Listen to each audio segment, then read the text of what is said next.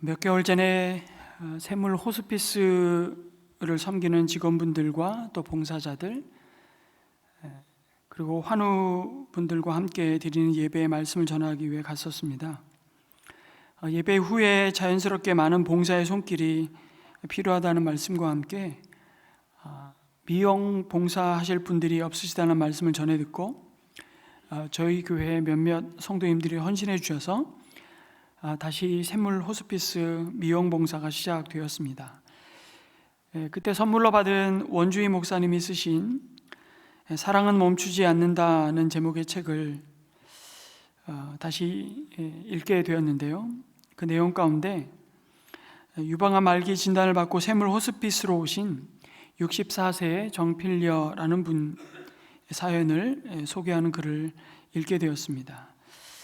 이분이 자원봉사자 고로키 성도님 앞에서 눈물의 고백을 쏟아내면서 했던 내용이었는데요. 그 사연이 참 기막혔습니다.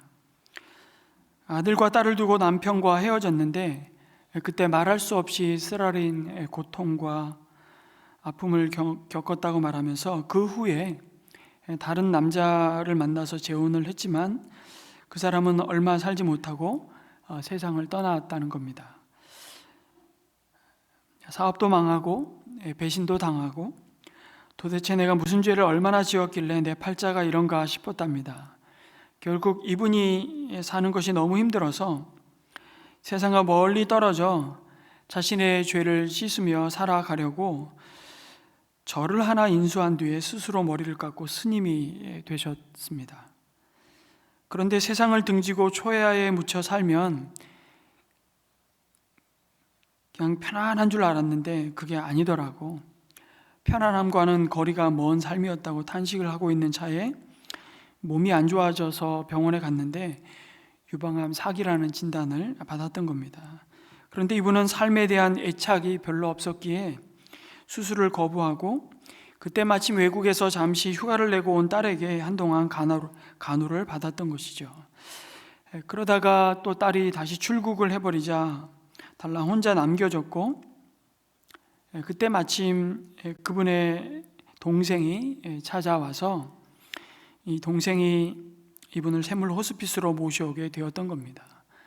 처음에는 뭘 그렇게까지 해야 하나 안 가겠다고 버티고 있다가 동생의 정성이 이분의 마음을 움직였고 샘물 호스피스에서 내 인생이 이렇게 바뀔 줄은 상상조차 못했다고 고백하는 내용이었습니다. 그러면서 이렇게 말하는 겁니다. 이곳에 와서 천사 같은 사람들을 보며 나의 지난 삶을 돌아보게 되었다고. 그러면서 하시는 말씀이 내가 건강했다면 아마 지금도 절에 있었겠지요 라는 고백이었습니다. 몸이 아파서 이곳으로 오게 돼 감히 얻을 수 없는 것을 얻었다고 말하는 겁니다. 태어나서 처음으로 행복을 느낀다고, 삶이 황홀하다고 말하는 겁니다. 실패한 가정을 피해서 도망치듯 스님이 됐다가 병을 얻어 샘물 호스피스에 입원한 정필려님이 호스피스에서 그 자원봉사자들의 천사 같은 보살핌을 받고 놀랍게도 그럼 감격적인 세례를 받았습니다. 그것도 친정 엄마와 함께 말이죠. 그러면서 그동안 자신 때문에 마음고생을 많이 하신 친정 엄마도 주님을 알게 되셨다고 뛸 듯이 기뻐하는 겁니다. 자신과 함께 세례도 받으셨으니 이제 천국에서 만날 수 있다는 소망이 생겨서 감사하다고, 이제는 아무런 걱정이 없다고, 자신을 향한 여러 사람들의 절실한 그 사랑과 섬김 덕분에 자신이 구원받았다고, 연신 고맙다고 감사하다고 고백하는 내용입니다. 절에 있을 때나 다른 병원에 있을 때는 쓸쓸했는데 여기로 오니 이렇게 반겨주고 친절하게 대해줘서 이게 사람 사는 거구나 라는 생각이 들었다고, 이렇게 아름다움을 그리며 살고 있는 사람들이 이 세상에 있다는 사실에 깜짝 놀랐다고 고백하는 것이죠. 여러분, 예수님이 그 인생 가운데 찾아오시니까 그렇게 허드렛물같이 버려지고 말 인생, 맹물 같은 인생이 예수님을 만나면서 포도주 같은 인생으로 변화된 것입니다. 여러분, 예수님께서 이 땅에 오신 목적이 바로 이것이라고 말씀하십니다. 여러분, 놀라운 것은 맹물 같은 인생이 예수님을 만나면 포도주와 같은 인생으로 그 변하는 역사가 지난 2000년 동안 계속해서 그리고 우리 가운데 있다는 사실입니다. 그래서 사도 요한은 예수님이 가나 혼인잔치에서 물을 포도주로 바꾸신 이 놀라운 사건을 단순한 기적이 아니라 표적이라고 증거합니다. 여러분, 아니, 기적이면 기적이지 표적은 뭐야? 여러분, 기적이라는 것은 우리 인간의 경험과 상식과 이 자연의 물리적인 법칙으로는 설명할 수 없는 초자연적인 사건을 의미하죠. 물이 포도주가 되었다는 것은 그래서 그냥 상급수 물이 2급수, 1급수 물이 되었다는 것이 아닙니다. 그것은 근본적인 변화이죠. 무에서 유를 창조한 사건이었습니다. 몇 가지 성분이 바뀌었다는 의미 정도가 아닙니다. H2O가 C2H5OH로 바뀌었으니 명백한 기적입니다. 그런데 여러분, 이런 화학 공식을 배우고 나면 더 안타깝게도 이게 도무지 받아들여지지 않는 겁니다. 성경을 읽으면서 믿기 어려운 부분이 바로 이런 기적이죠. 요한복음에는 특별히 예수님이 행하신 7가지의 기적을 표적이라고 말씀하시며 남겨두셨습니다. 복음서에 보면 35가지 예수님이 행하신 이 땅에 오셔서 기적을 행하셨는데 그 중에서도 7가지를 사도 요한은 특별히 골라서 그 기적은 기적이 목적이 아니라 예수님이 누구이신지를 드러내시는 표적이었다고 증거하는 것이죠. 성경을 읽으면서 믿기 어려운 부분이 그럼에도 이 기적입니다. 오병이어의 기적도 마찬가지 아닐까요? 그게 3번째 요한복음에 나타난 표적인데요. 물고기 2마리와 보리떡 5개로 5,000명이 먹고도 12광주리가 남았습니다. 여러분, 그 무슨 법칙이 어긋난 겁니까? 혹시 질량 보존의 법칙이라고 들어보셨나요? 질량의 총합이 변하지 않는데 변한 것이죠. 혹자는 우스갯소리로 그 물고기 2마리가 고래였다 뭐 이런 얘기 하는데, 그런데 문제는 이게 아이의 점심 도시락이었다는 겁니다. 그 표현 물고기라는 헬라어는 압사리온, 정말 작은 멸치보다 조금 큰 정어리 같은 그냥 도시락 물고기 가지고 나온 것이죠. 애가 고래 2마리를 끌고 왔을 리 없죠. 말이 더 안 되는 얘기죠. 예수님께서 무리를 걸으신 것도 마찬가지입니다. 부력의 법칙이 어긋납니다. 그런데 여러분, 이 깨질 수 없는 자연적인 법칙이 누군가에 의해서 깨졌다면, 그것이 사실이라면 그분은 그 법칙을 만드신 분이라는 것입니다. 성경의 기록이 진짜라면 그분은 그 법칙을 만드신 분이시기에 깨실 수 있고 깨신 것입니다. 그래서 가만히 보면 예수님이 누구인지만 알면 충분히 믿어지는 기적들이죠. 그런데 온 천지 만물을 만드신 하나님이신 예수님께는 여러분, 자연과 초자연의 경계가 아무 의미 없는 분이시라는 사실을 우리가 여전히 믿지 못하는 겁니다. 잘 믿지 못하는 이유는 어줍지 않은 과학 지식 때문이 아니라 솔직히 말하면 예수님이 하나님의 아들이라는 것을 잘 모르기 때문이라는 사실이죠. 여러분, 이 말씀을 들으실 때 예수님이 하나님의 아들이심을 믿는 은혜가 있기를 주님의 이름으로 축복합니다. 예수님이 하나님의 아들이신 것만 믿는다면 여러분, 이거 못 믿을 거 없잖아요. 그래서 여러분, 표적이란 바로 예수님이 누구이신가를 보여주시기 위한 기적을 말하는 것입니다. 표적은 그 기적의 사건이 가리키고 있는 것이 무엇인지 그 기적이 담고 있는 의미를 강조하죠. 기적 행위 자체가 목적이 아니라 그 기적을 통해서 우리에게 오신 예수님이 누구인지를 드러내는 사건이 바로 표적입니다. 그래서 표적은 신호입니다. 사인입니다. 여러분, 사인은 가리키는 것이 있죠. 지칭하는 것이 있습니다. 여기 하나님의 아들이신 예수 그리스도를 통해서 우리에게 보내신 신호가 있습니다. 뭡니까? 물이 포도주가 되었다.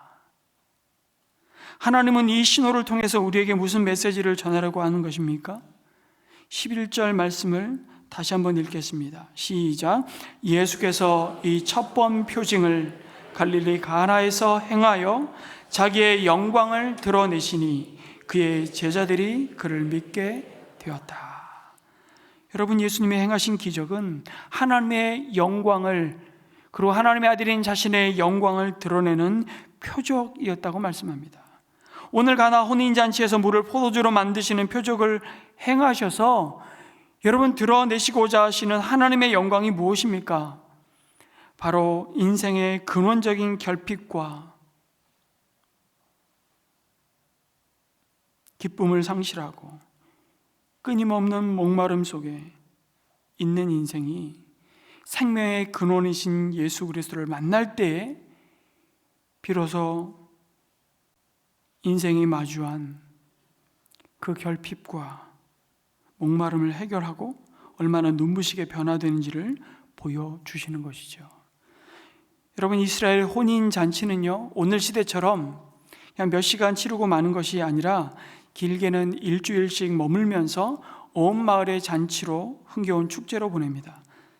그래서 이 혼인잔치를 위해서 신랑의 가족들은 아주 오랫동안 준비를 해야 했습니다. 적어도 1년 동안 그 신부를 데려오기 위해서. 그리고 그 잔치에 가장 중요한 준비물이 있다면 당연히 포도주였습니다. 먹는 것이 다채롭고 풍요롭지 않은 때에 여러분, 이 혼인잔치는 평생에 한 번 많은 음식과 포도주의 대접을 통해서 큰 기쁨과 감사가 나누어지는 중요한 자리였습니다. 특별히 여러분, 포도주는 이스라엘 백성들이 마음만 먹으면 어느 때나 먹을 수 있는 음료, 물이 굉장히 건조한 지역이라 우리가 그냥 원하면 먹을 수 있는 물을 대신한 음료라고 생각하지만 전혀 그렇지 않습니다. 여러분, 포도주는 아주 귀한 음료였습니다. 포도주는 일상적으로 먹는 것이 아니었습니다. 아주 값비싼 것이기도 했고요. 그래서 사실 평소에 만약에 이 포도주나 독주를 즐겨 마실 수 있었다면 여러분, 그 사람은 특권층이었습니다. 그러니까 결혼식 날이 되면 실컷 포도주를 마실 수 있는 절호의 기회이기도 했죠. 그래서 한마디로 포도주는 큰 기쁨의 상징이었습니다.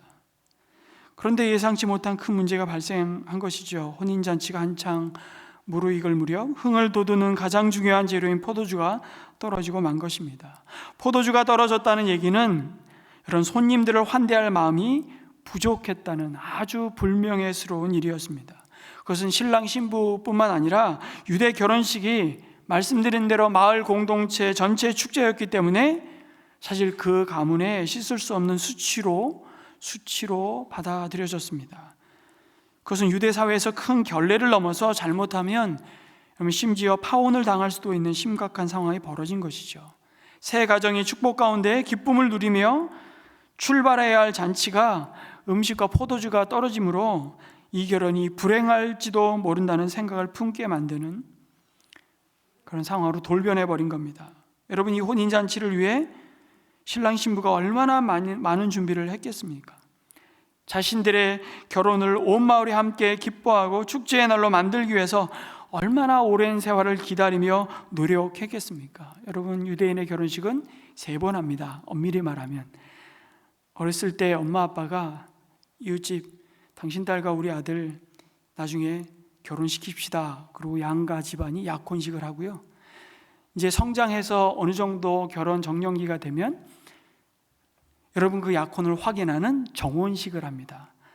요셉과 마리아가 그 정혼의 때에 성령으로 잉태되어서 주임을 갖게 되죠. 여러분, 정혼을 한 뒤에 여러분, 신랑은 다시 자기 집으로 돌아가서 적어도 1년에 걸쳐서 그 결혼 보금자리와 이런 잔치를 준비하는 겁니다. 그리고 신부를 데려오는 것이죠. 그리고 잔치를 먼저 한 뒤에 마지막에 결혼 예식을 치르게 됩니다.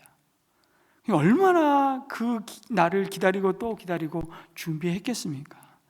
그런데 그 기쁨이 바닥을 드러내는 것은 길지도 않았다는 것이죠. 잔치가 한창 무르익어 가야 하는데 아무도 손쓸 수 없는 기쁨의 바닥을 직면하고 마는 것입니다. 여러분, 사람이 만든 모든 기쁨은 유효 기간이 있습니다. 행복을 위하여, 기쁨을 위하여 인간이 마련한 잔치에는 반드시 무엇인가 결핍이 생긴다는 사실입니다. 벌어질 일을 대비하고 준비 안 한 것이 아니잖아요. 그럼에도 뜻하지 않은 위기를 만납니다. 어떤 인생이 이런 문제들 앞에, 위기 앞에 예외일 수 있겠습니까? 겉으로는 멀쩡해 보여도 우리 속사람이 병들어 매일매일 죽고 싶은 사람들이 얼마나 많은지 모릅니다. 여러분, 혼인잔치집에 포도주가 떨어지는 이 상황이 우리에게 말씀하시는 것이 무엇입니까? 참 역설적으로 보면, 여러분, 포도주가 충분했다면, 그래서 준비한 것으로, 그들이 마련한 것으로 차고 넘쳤다면 이 기적은 일어날 수 없었습니다. 제 말이 맞습니까? 네. 모든 것이 풍족했었다면 이런 기적은 나타날 수 없었습니다. 무슨 말씀입니까? 여러분, 때로 우리의 부족함이, 우리의 자빠짐이, 우리의 무지함이 우리에게 이미 주어진, 내가 바꿀 수 없이 그냥 주어진, 그러나 정말 도망가고 싶은, 찢어버리고 싶은 내 이력과 내 상황이, 여러분, 하나님이 역사하시는 기회가 됨을 깨달으시기 바랍니다. 진짜 그래요. 그래서 다 가진 사람, 다 있는 사람, 그런 사람이 있을 수도 없겠지만, 그렇게 생각하는 사람은 하나님의 역사를 경험하기가 얼마나 어려운지 모릅니다. 그런데 여러분, 포도주가 바닥나고 이 파탄나기 직전의 혼인잔치의 모습이 하나님의 품을 떠난 모든 인생이 걸어가는 길이라는 사실을 우리에게 보여줍니다. 바로 죄악으로 무너지고 있는 온 세상의 모습이죠. 가장 기뻐하고 가장 행복해야 할 결혼식마저도 세상에 얼마나 망가져 있는지를 보여주는 것입니다. 여러분, 인류의 역사는요, 혼인잔치로 시작했고요, 혼인잔치로 끝이 날 것입니다. 무슨 말입니까? 포도주가 바닥나 기쁨과 그 영광을 상실하고 결핍 속에서 절망하고 탄식하는 결혼식에서 다시금 포도주가 가득하여 기쁨과 소망과 영광으로 충만한 혼인잔치로 이 세상의 인류의 역사는 끝날 것입니다. 여러분, 창세기에서 아담과 하와를 부부로 만드시고 에덴 동산의 혼인잔치가 그들의 죄로 말미암아 에덴의 기쁨을 잃어버렸습니다. 최초의 가정은 망가지고 파괴되었죠. 하나님을 거부하고 하나님의 말씀에 불순종한 죄는 서로에 대한 비난과 원망과 다툼과 시기와 그리고 마침내 죽음이 가득한 세상을 열어 제쳤습니다. 그러나 여러분, 마침내 우리의 영원한 신랑 되신 예수님이 다시 오실 때 우리는 새하늘과 새 땅에서 그 잃어버린 에덴의 기쁨을 온전하고도 영원히 다시 맛볼 혼인 예식이 우리를 기다리고 있는 줄 믿습니다. 그 혼인잔치에 참여할 자들이 누구입니까? 주님의 신부된 교회, 바로 저와 여러분이라고 말씀하십니다. 요한계시록 19장 9절은 그 그림을 말씀으로 통해서 우리에게 미리 확인시켜 주십니다. 같이 한번 읽겠습니다. 시작. 또 천사가 나에게 말하였습니다. 어린 양의 혼인잔치에 초대를 받은 사람은 복이 있다고 기록하여라. 아멘. 이 놀라운 기쁨과 회복의 문을 연 사건이, 그 시작이 바로 갈릴리 가나 혼인잔치에서 예수님이 행하신 물로 포도주를 만든 사건으로부터 시작된 것입니다. 오늘 가나 혼인잔치에서 물을 포도주로 만드시는 표적을 행하셔서 여러분 드러내시고자 하는 하나님의 영광이 바로 이것입니다. 이 사건은요, 인간의 죄로 말미암아 참된 기쁨이 사라져버린, 포도주가 바닥난 혼인잔치로 비유될 수 있는 이 세상과 우리의 모든 삶의 자리에 예수님은 물로 포도주를 만드시는 표적을 통해서 세상이 줄 수 없고 빼앗을 수 없는 기쁨이 가득한 하나님 나라의 잔치가 너희 가운데 시작되었음을 알리고 있는 것입니다.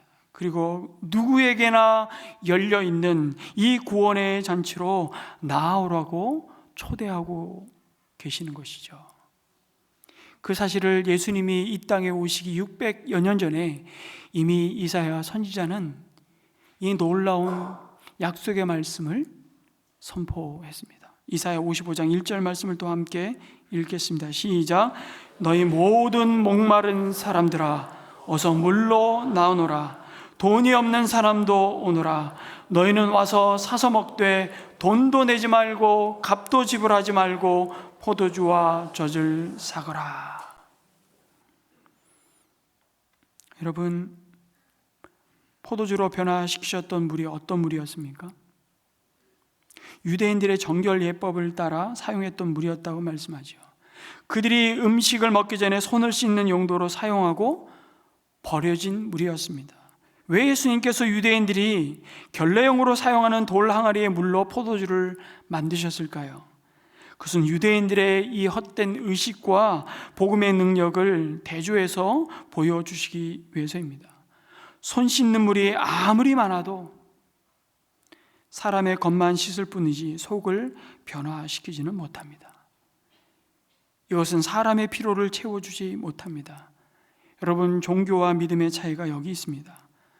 종교는 바꿀 수 없는 그 과거를 돌아보면서 여전히 두려움 속에 죄의식 가운데 수치심만을 가지게 하죠. 그러나 예수님은 그것을 변화시켜 새롭게 하실 수 있다는 것을 보여주셨습니다. 예수님께서는 우리를 새롭게 하시기 위해 이 땅에 사람의 몸을 입고 오셨습니다. 우리의 껍데기만 바꾸기 위해 오신 것이 아닙니다. 주님은 우리의 속사람을 근본적으로 바꾸어 놓으십니다.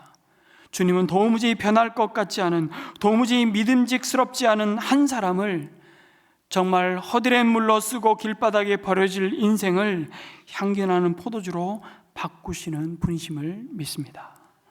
아니, 사실은 이 포도주가 예수님 자신이 흘릴 피를 가리키고 있습니다. 자신을 온 인류를 위한 속죄의 제물로 드리는 분이심을 분명히 선포하시는 것이죠. 그리고 그 일을 십자가에서 이루셨음을 기억하고 기념하라고 주님은 십자가를 지기 전날 밤 제자들과 마지막 만찬을 하시면서 떡과 포도주를 나누셨습니다. 그리고 이 떡과 잔은 너희 죄를 대신해 속죄의 제물로 드려질 내 살과 내 피라고 말씀하시죠. 여러분, 사실 물이 포도주가 되는 기적보다 그래서 더 큰 기적은 무엇인지를 아십니까? 죽은 사람이 살아나는 것입니다. 구원받는 것입니다. 십자가로 예수님이 그 생명의 유일한 길이 되셨음을 믿고 값없이 주시는 구원의 은혜를 믿음으로 받는 것입니다. 여러분이 예수님을 믿고 변하는 것입니다. 이보다 더 큰 기적이 어디 있겠습니까? 그 일을 시작하셨다는 선포이고 사인으로 보여주시는 기적이 바로 물로 포도주를 만드는 표적이었습니다. 그 사실을 요한복음 20장 30절에서 31절 요한복음을 기록한 목적을 기록하면서 또다시 확인시켜 주십니다. 예수께서는 제자들 앞에서 이 책에 기록하지 않은 다른 표징도 많이 행하셨다. 그런데 여기에 이것이나마 기록한 목적은 여러분으로 하여금 예수가 그리스도요 하나님의 아들이심을 믿게 하고 또 그렇게 믿어서 그의 이름으로 생명을 얻게 하려는 것이다. 할렐루야. 우리가 어떻게 예수 그분이 그리스도라고 믿을 수 있었겠습니까? 여러분, 2000년 전에 나를 위해 십자가에서 죽으신 예수님이 나의 모든 죄를 속량하시고 영원한 사망과 저주에서 구원하시고 새 생명을 주신 구원자라는 사실을 어떻게 받아들이고 믿을 수 있었겠습니까? 여러분, 이것이 기적입니다. 그래서 기적은 오직 은혜로만 알 수 있고 볼 수 있고 경험할 수 있는 사건이죠. 여러분, 복음을 들었다고 다 예수님을 믿고 반응하는 것이 아닙니다. 참 안타깝지만 기적은 사실 누군가에게 설명을 해도 믿지 않습니다. 왜냐하면 기적은 사실 설명이 되지 않기 때문이죠. 오로지 증거될 뿐입니다. 기적은 증명되지 않고요, 오직 증거될 뿐입니다. 그래서 기적을 기적으로 볼 수 있고 기적을 기적으로 믿는 것이 사실은 기적입니다. 그래서 표적이죠. 여러분, 우리가 이 예배 자리에 나올 수 있다는 것은 우리 모두가 값진 이 포도주로 변화된 기적을 이미 소유한 사람들이라는 뜻입니다. 그 사실 믿으십니까? 그리고 예수님은 물을 포도주로 바꾸시는 이 놀라운 새 창조의 역사, 이 구원의 믿음을 갖게 하시는 이 표적을 놀랍게도 사람을 통해서 행하셨습니다. 예수님의 어머니 마리아가 혼인잔치집에 포도주가 바닥난 사실을 알게 되죠. 그리고 그 사실을 예수님에게 알렸습니다. 그런데 여러분, 가만히 생각해 보면 포도주가 떨어진 상황을 먼저 신랑 신부에게 알리든 혼주에게 아니면 잔치를 맡은 연회장에게 빨리 알려야 하는 것 아닙니까? 그런데 마리아는 혼인 예식에 발생한 이 뜻밖의 문제를 예수님께 가지고 나왔습니다. 예수님도 이 잔치에 손님으로 와 있는 분이었습니다. 도대체 무슨 의도를 가지고 마리아는 예수님께 포도주가 떨어진 사실을 알렸을까요? 물론 처음부터 무슨 기적을 일으켜서 포도주를 만들어 달라는 뜻은 아니었을 겁니다. 단지 지금까지 늘 집안에 어려움이 있으면 아들과 의논했고 그때마다 아들이 도와주었기 때문에 이번에도 그런 식으로 도와달라는 뜻이 아니었나 생각해 볼 수 있습니다. 그런데 예수님은 뜻밖의 반응을 보이시죠. 여자여, 그것이 나와 당신에게 무슨 상관이 있습니까? 아직도 내 때가 오지 않았습니다 라고 대답을 하십니다. 여러분, 오해하지 마시길 바랍니다. 여기서 여자여 라는 호칭은 하대하는, 막대먹은 자식이나 하는 말이 아닙니다. 이 호칭은 존칭입니다. 사랑하는 여인이여, 여자여. 굉장히 존칭이지만 엄마와 아들 사이에는 잘 쓰지 않는 존칭입니다. 그리고 예수님은 이 똑같은 존칭을 어디에서 하시죠? 십자가 위에서 그의 제자 요한을 가리키며 여자여 보소서 당신의 아들입니다. 그리스도 안에서 피로 이어진 혈육보다 더 영광스러운 그리고 영원한 새 생명 안의 가족을 소개하면서 마리아에게 사랑하는 아들이 십자가에 달린 그 주님을 바라보며 여러분, 새 가족을 이루게 하신 하나님의 은혜를 선포하고 있는 것이죠. 그때 한 번 더 사용하십니다. 그래서 이 혼인잔치의 신랑이 사도 요한이 아니었을까라고 말하는 학자들이 굉장히 많습니다. 참 궁금해요. 천국 가서 물어보고 싶어요. 이때 신랑 신부가 누구였는지. 근데 이것을 기록한 목적이나 의도가 거기에 있지 않기 때문에 전혀 관심 바뀌죠. 그러나 분명한 것은 여자여, 이것이 나와 당신에게 무슨 상관이 있습니까? 그러면서 아직도 내 때가 오지 않았다고 대답을 하십니다. 단호한 거절로 돌아오는 것이죠. 예수님께서 마리아의 요청을 거절하신 이유가 무엇일까요? 이 대답 속에 의미를 찾는다면 첫 번째는 그 일의 성격 때문일 것입니다. 마리아가 지금 분주하게 돌아다니면서 하고 있는 이 일이 하나님의 아들로서 예수님께서 죄인을 구원하시려고 하는 일과 아무 상관이 없다는 것입니다. 적어도 지금까지. 지금 이 잔치집에서 포도주가 남든지 모자라든지 그것은 구원과는 전혀 상관이 없는 일이었습니다. 하나님의 아들 메시아와 전혀 상관없이 이루어지고 있는 일이었던 것이죠. 그리고 두 번째는 시기의 문제였습니다. 때의 문제이죠. 예수님께서는 내 때가 아직 이르지 아니하였다고 말씀하십니다. 예수님은 하나님의 때를 늘 살피셨습니다. 요한복음이 이 사실을 굉장히 강조합니다. 때라는 표현을 쓸 때마다. 그리고 그 때는 예수님이 이 땅에 오신 목적을 위해 십자가의 고난과 죽음의 길을 가는 것을 가리키고 있음을 늘 봅니다. 그리고 그 때에 맞는 순종은 철저히 자신이 이 땅에 보내신 하나님 아버지의 전적인 주권에 속했음을 아셨고 순종하셨던 것입니다. 그래서 저는 이 일을 할 수 없습니다, 그리고 이 기적을 행하지 않아야 되는데, 여러분 그렇게 말씀을 해 놓으시고는 어머니의 기대한 대로 행하셨습니다.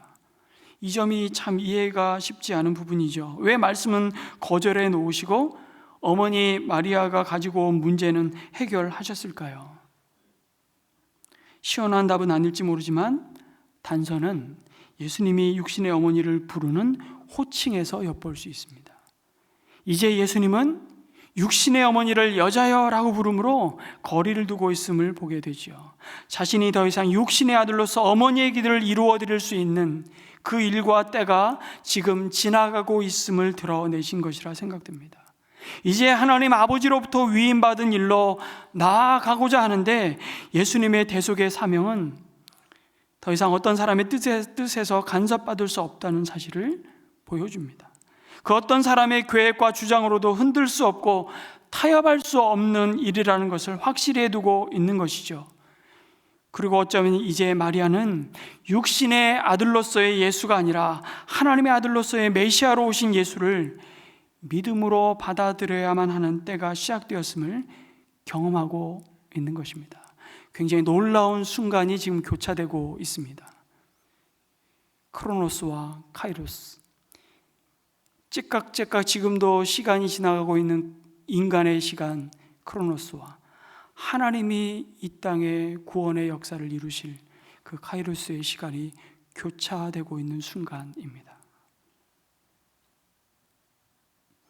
그러나 예수님은 그 대답을 하신 뒤에 언제나 하나님께 묻지 않고는 행하시지 않으셨던 예수님을 생각해 보면, 예수님은 하나님 아버지께 물으셨을 겁니다. 하나님 아버지, 지금이 그때입니까? 이제 세상 앞에 내가 그리스도임을 드러내야 할 바로 그때입니까? 그리고 예수님은 물을 포도주로 바꾸는 표적을 행하셨습니다.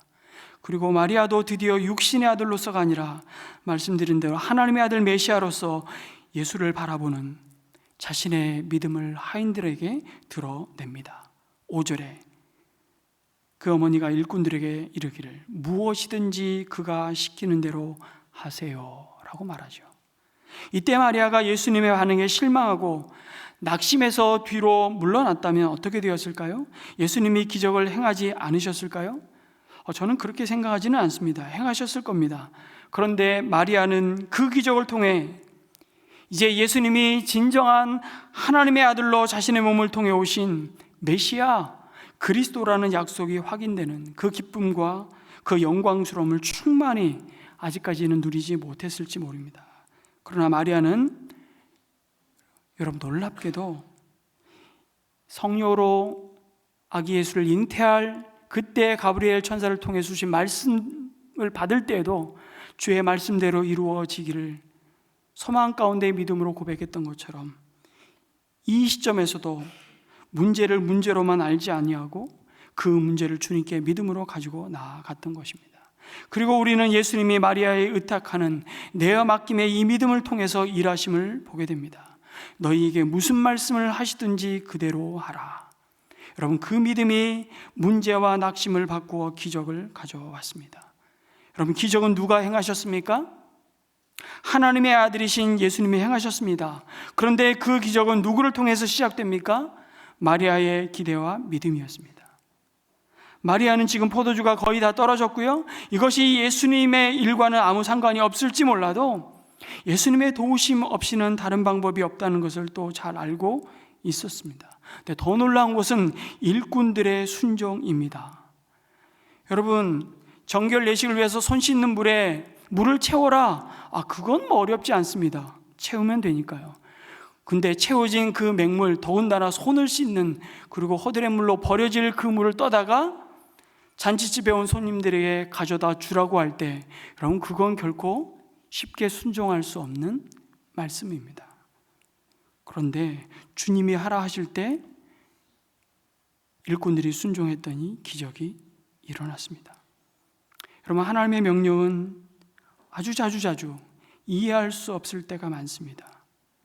여러분, 믿음이 무엇입니까? 그래서 믿음은 내 생각과 다른 하나님의 명령에 순종하는 것입니다. 그 믿음의 순종이 기적을 낳습니다. 여러분, 소리치는 것이 믿음이 아닙니다. 믿습니다. 소리가 큰 사람일수록 안 믿는 것 같아. 안 믿으니까 믿어보려고.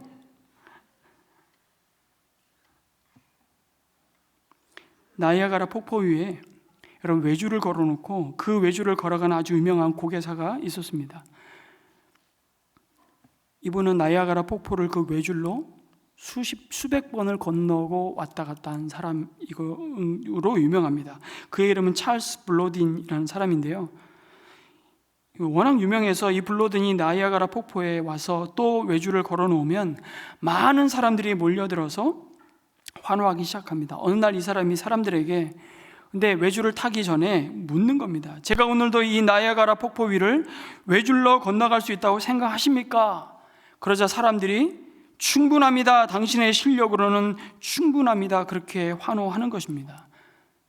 그러면 제가 제 등 뒤에 한 사람은 없고 이 외주를 타고 나이아가라 폭포를 건너갈 수 있다고 또 믿습니까? 생각하십니까?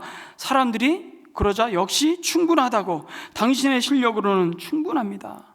그러자 다시 묻습니다. 정말 믿습니까? 믿습니다.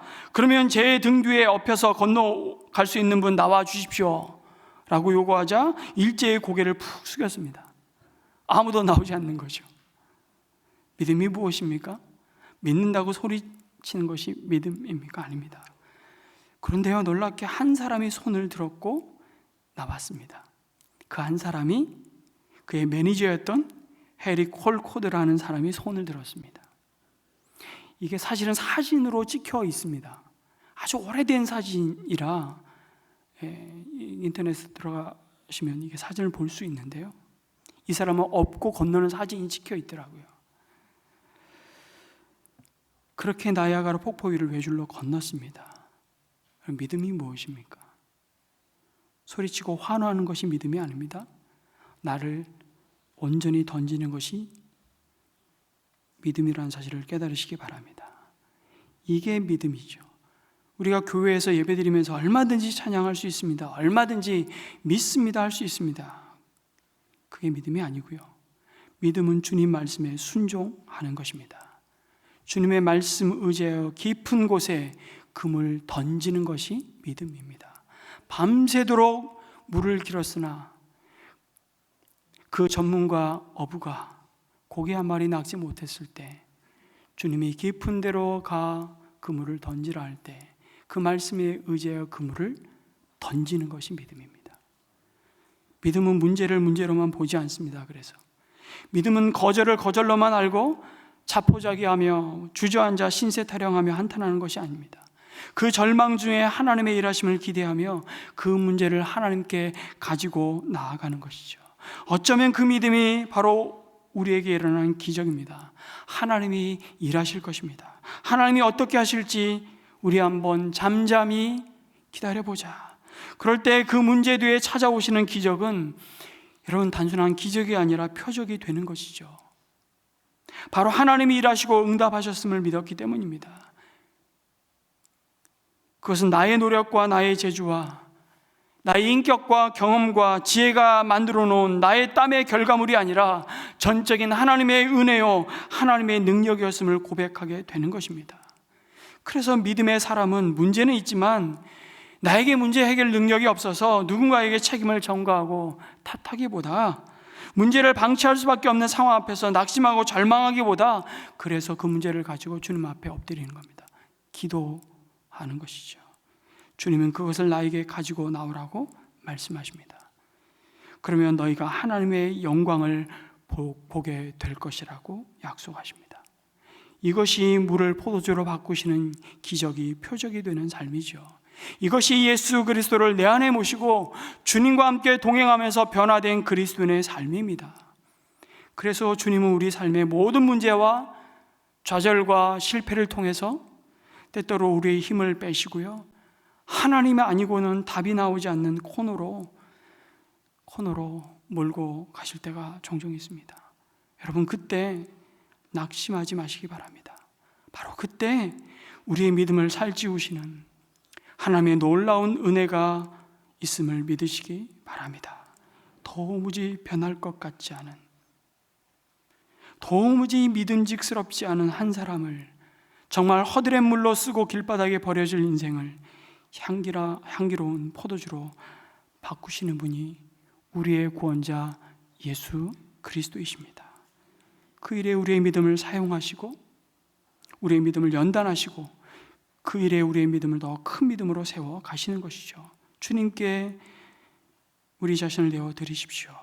주님을 믿는다는 것은 주님께 모든 것을 다 맡겼다는 뜻입니다. 우린 때로 두려워합니다. 혹시 무엇이 잘못되면 어떡하나? 주님이 과연 나의 모든 것을 책임지실까? 아니, 너무 늦기 전에 내 방법대로 살아야 후회하지 않는 것은 아닐까? 그러나 주님은 우리를 정확하게 알고 계십니다.